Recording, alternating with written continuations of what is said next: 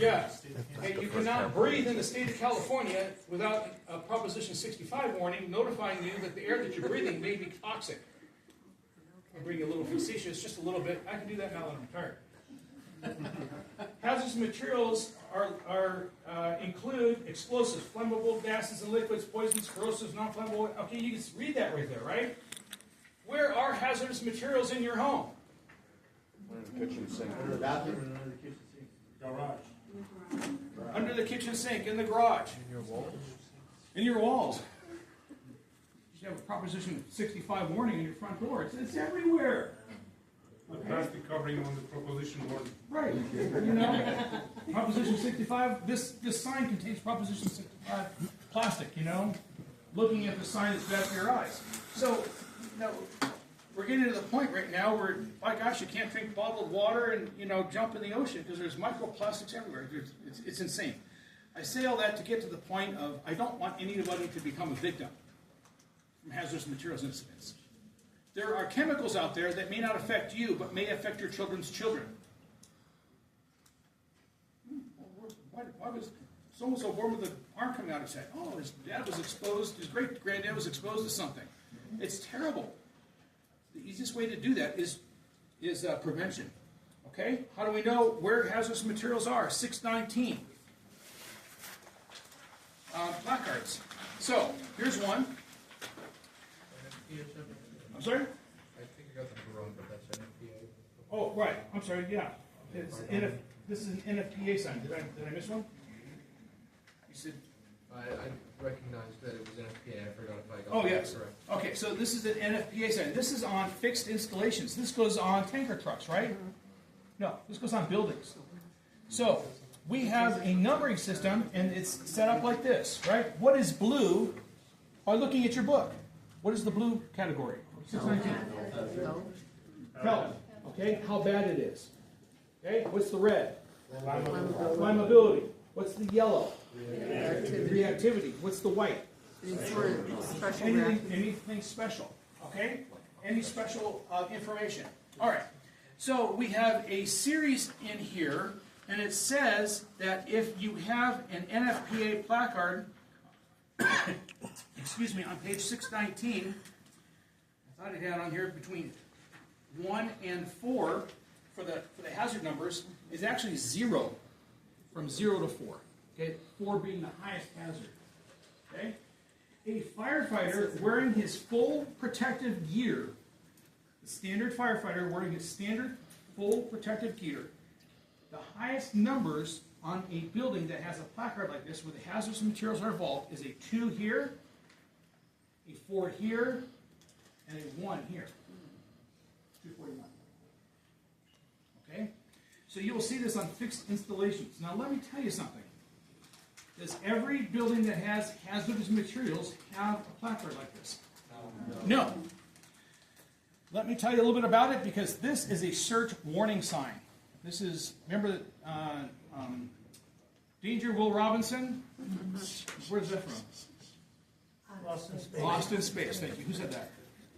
Okay, Lost in Space. So, this is Danger Will Robinson, Danger CERT people. All right? So, finally got one. All right, so if you walked into Lowe's right there at K and 10th Street West, it doesn't have one of these on the outside of the building. Do they have a large quantity of hazardous materials in there? Yes, in small quantities. Yes, in small quantities. That's exactly right. If they had one 55-gallon drum of kerosene, they would have to put this placard on the outside of it because they would become a reporter. But they could have 100 5-gallon cans. Kind of weird, right? They have fertilizers, they have bleach, they have ammonia, they have a variety of pesticides, they have a lot of bad stuff inside there. So if that Lowe's catches on fire, is there going to be a lot of ethyl methyl rip your lips off coming out of that building? Is there going to be a lot of that stuff in that building coming out of there? Yes. But they don't have to have this. You know, you think about a nail salon. You walk by a nail salon, it's like, woo! Don't light a match inside there because it's like, it's just like a toxic atmosphere. There's a lot of hazardous chemicals inside there, right? but they've got a lot of nail polishes, but if they had a 55-gallon drum, then they would have to have a sign. Otherwise, they don't. Okay? So, just be aware of common hazards that may be in your environment. Now, you said you had hazardous materials underneath your kitchen sink. What are some hazardous chemicals that we do not want to mix? Bleach and ammonia. Good. All right. So, moving forward here, 6-21, we have things that are in transit. Things that are on a train or in a car. Go. All right, so you're driving down the freeway. Mess around and got lost. I don't care. I'm trying to get off. Okay, so between now and next week, I'd like you to do me a favor. You're driving down the road. I don't want anybody to crash, but I want you to figure out a sign. Look at a sign on a tanker truck, and bring the 3 or 4 digit phone number of that tanker truck that's on the outside. It's on a little placard. Bring it back to me, and we'll take a look and see what was going down the road. If you were to stop and take an inventory of every rail car passing here on the other side of Sierra Highway, you know the railroad tracks there. If you could have an inventory over a week of everything that's passed through there, what types of hazardous chemicals do you think come through our town? Probably everything, right? There's all kinds of stuff. I have a list. There are people that have a business right there, right next to these railroad tracks. You could throw a rock one time, maybe 2, and hit the railroad tracks. So if a tank car of methyl ethyl will rip your lips off, falls off the tracks and splits open and causes a huge vapor cloud, is that a problem? Yeah. Okay, so a little bit about hazardous materials. Somebody said it earlier, want to be uphill, upwind. Remember that? Okay. So there's 4 things that a CERT trained individual can do. Please write these down. Might be a test question. For a hazardous materials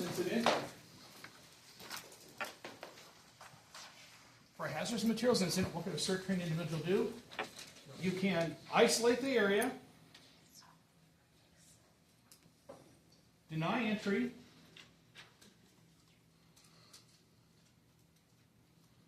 attempt product identification. That would be, hey, if you see it, if you can see a number on the rail car or the tank car or anything else like that, because is that information important to give the first responders? Do we want you to walk up there and taste it and smell it? No, but if you happen to say, hey, I just happened to get the number off of this rail car or this tanker car, okay? And you can notify everyone. So those are the 4 things that you can do. If we happen to have that information on dispatch, it will usually go on part of our dispatch. We'll say, we'll send out a hazardous materials response. Hazardous materials response 129 is Business Center Drive and Avenue L. So we get 4 or 5 engine companies, the hazardous materials task force, 2 battalion chiefs, and a couple of other ancillary units that are going to respond to this incident. Okay? Go ahead. Do firefighters have special equipment and suits for hazardous materials? Yes. The engine company here is a special hazardous materials engine. Our closest hazardous materials unit, what was shut down here a couple years ago, is now in Santa Cruz. It's not here anymore? I'm sorry? Not here anymore? No, hazmat 129 shut down. It wasn't getting enough calls. Okay, so let me tell you what they call the rule of thumbs. Okay, so if you see a hazardous materials incident, I want you to hold your thumb out. Close one eye, and you should be able to cover the hazardous materials with your thumb. Okay? You should be uphill and upwind from the hazardous materials, so that hazardous materials is not blowing at you, and it's not going to roll down at you. Does that make sense? Okay. Do you know, and I learned this from a sheriff, his name was Wilson Lee. He was a CERT trainer and did my trainer class, and I watched him teach a couple classes. Do you know that every law enforcement agency car in the entire United States carries a hazardous materials safety tool? No? I didn't know this either. So Wilson was telling us about this. He says on every law enforcement vehicle, it's a little round thing about this big, okay? And what they do is they look through this little device, and it's got a little hole in the middle. And if the hazardous materials is in that hole completely, they are far enough away.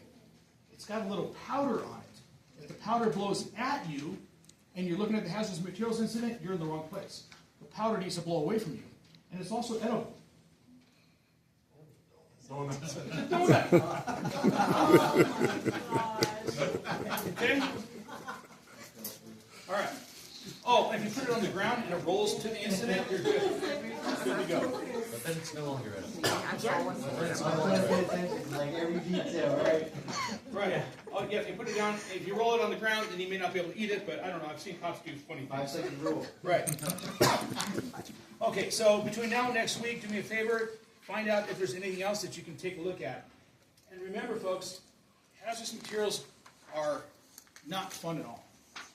They, a story that when I first came on the job, I worked with a guy, he just passed away not too long ago. Your husband probably knew his name. He used to kind of walk kind of funny. And I went, what's wrong with this guy's feet? He was a boot firefighter at a fire station in Cascade, station 149. Before we had hazardous materials units, people were calling for 911. They were calling the dispatch center, and they had some unusual smell that was making a large number of people sick. The firefighters went out, and they're looking around, and they're traipsing around. It was raining outside. Little did they know they're traipsing through a very hazardous chemical at the time they didn't know much about.